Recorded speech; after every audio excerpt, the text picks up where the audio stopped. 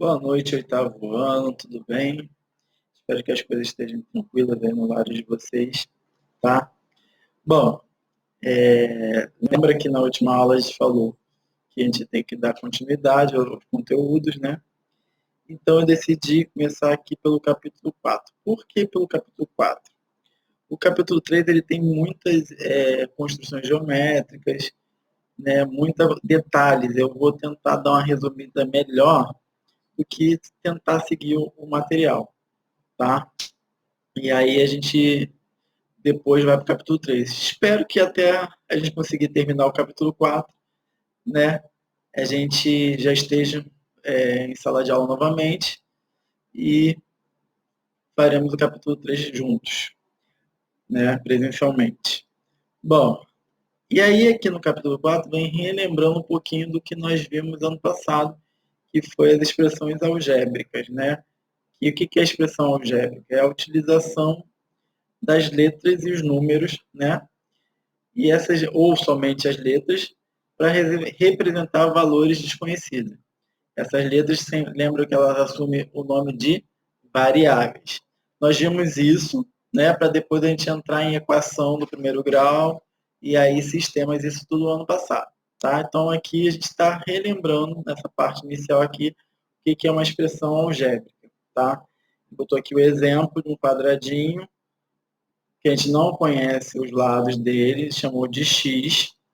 Então, eu tenho duas expressões para esse quadrado aqui nesse cantinho aqui. Ó.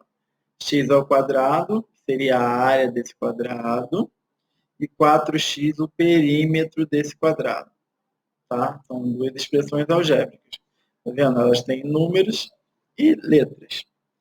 Aqui eu tenho um retângulo onde eu não sei as medidas dos lados, então eu chamei de x e y. Então eu tenho a área xy e o perímetro 2x mais 2y.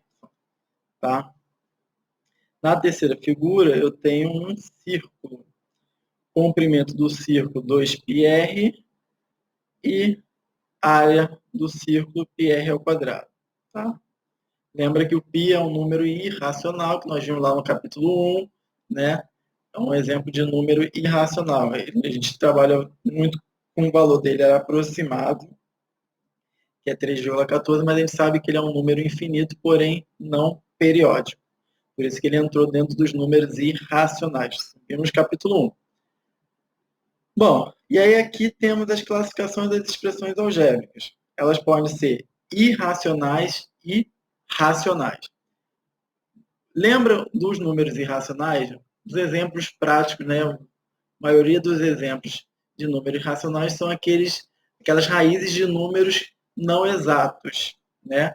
Então, a gente tem como expressões algébricas irracionais a expressão algébrica onde a letra está dentro do radical, tá?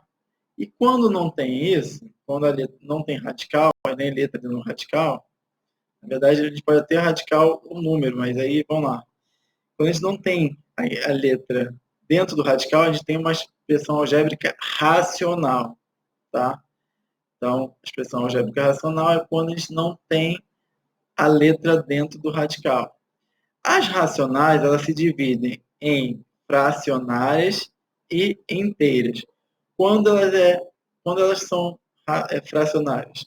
Quando a gente vai ter as letras no denominador. E inteiras quando a gente não tem letras no denominador. Tá? Denominador, a parte de baixo da fração. Ok? Então aqui, ó, tem no Organizando Suas Ideias, o quadrinho separando isso que a gente está falando aqui. Ó. Então a gente tem as expressões algébricas, elas podem ser divididas em racionais e irracionais.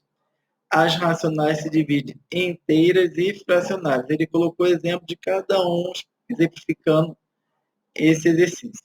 Esse exercício não, o resumo das duas páginas anteriores. Tá? Bom, e aí aqui temos o exercício dialogar e conhecer para a gente fazer juntos. Vamos lá fazer juntos. Vou explicar cada partezinha desse exercício. Tá ok?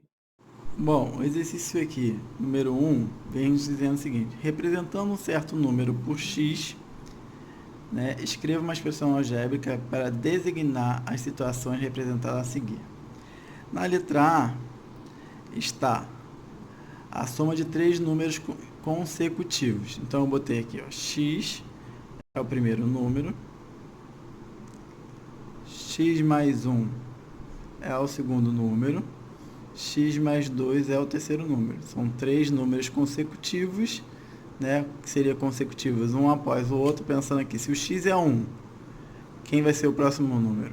1 mais 1 dá 2, 1 mais 2 dá 3, então seria 1, 2 e 3. Então, é uma expressão algébrica que vai funcionar para qualquer sequência de 3 números consecutivos. Na letra B, a soma de 3 números inteiros pares consecutivos. Bom, por que eu botei aqui 2x o primeiro número par? Porque a gente lembra o seguinte, sempre quando eu multiplico um número por 2, a gente tem certeza que esse número vai ser par. Então, o primeiro número fica 2x, o segundo número é 2x mais 2, o terceiro número 2x mais 4. Vai aumentando de 2 em 2, né? Para você ter os números consecutivos pares. Bom, e a letra C? A soma de 3 números ímpares consecutivos. Como eu sei, eu garanto que quando eu multiplico um número por 2, ele é par, né, 2x. Então, para eu ter o ímpar após ele, vai ser 2x mais 1. Aí o ímpar depois desse, 2x mais 3. O ímpar depois desse, o terceiro número vai ser 2x mais 5. Tá? Qualquer dúvida, você pode mandar uma mensagem para mim que eu explico de novo. Ok? Bom, letra D. O número aumentado de seu cubo. Então, o número é x, a gente não sabe quem é. Ele pediu para a gente utilizar ali o x. Aumentado do seu cubo é elevado a 3. Então, x ao cubo. Então, a expressão fica x mais x ao cubo. Uma expressão algébrica racional inteira. Letra E. A soma do quadrado de um número com seu inverso, sendo o x diferente de zero. Então, quadrado de um número, x ao quadrado, mais, né, que é a soma, o inverso de um número, 1 sobre x. Então, essa aqui é uma expressão algébrica, racional, fracionária, porque eu tenho aqui, ó, o x sobre o denominador aqui. Letra F, o quadrado da soma de um número x com o seu inverso. Então, eu vou pegar a mesma expressão que está lá em cima, só vou elevar ela ao quadrado. Bom, o exercício 2 vem ali falando, né, já até resolvi aqui, sobre o uso incorreto da vírgula, né, que você colocando a vírgula no lugar errado pode ser fatal. É legalzinho o texto, eu acho legal vocês lerem depois, tá? Mas vamos lá para as expressões. Ó, primeira expressão primeira frase, né, que a gente vai passar para transformar para a expressão. A metade de um número, vírgula, mais 2. Então, vai ficar metade do número x sobre 2. Mais 2, então, mais 2. A letra B já não tem a vírgula ali, é metade de um número mais 2. Então, eu faço a soma dele com 2, depois eu faço a metade dele, ó. X mais 2 sobre 2.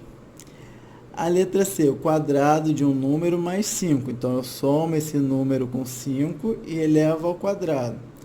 Ali na letra D já tem a vírgula, quadrado de um número mais 5. Então, eu elevo o número ao quadrado, depois eu somo 5. Tá? A mesma coisa acontece aqui na letra E. O triplo de um número mais o seu dobro. Então, eu faço o número, somo com o dobro e multiplico por 3, o triplo. Na letra F já está o triplo de um número, então multiplico ele por 3, 3x, depois eu somo o dobro dele, que é 2x. Tá? Então, esse exercício era para a gente fazer junto em sala de aula. Então, eu já fiz aqui para vocês explicando como que funciona. Agora, vocês vão lá para fazer a página 92 sozinho. Bom, agora a gente vai lá para a página 94. Página 94 é para vocês fazerem esses exercícios, tá? Página 94, atividade para vocês fortalecer o que nós vimos agora em sala, tá? Agora no vídeo, né?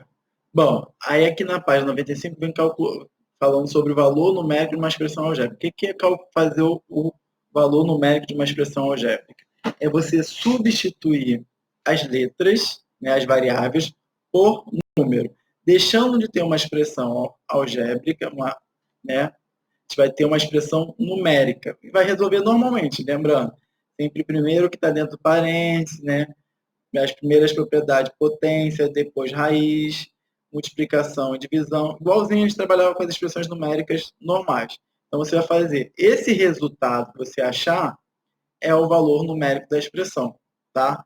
Então, eu quero que vocês também tentem fazer esse exercício aqui, ó, da página 95, exercício 1, 2 e 3, tá? Então, essas são as atividades, página 94 e 95 para tentar fazer, tá ok? Lembrando que também nós temos as trilhas que muita gente ainda não entrou para fazer, tá? Vai lá, faz as atividades para a gente fortalecer esse conteúdo aí. Obrigado, boa noite. Tchau, tchau, até a próxima.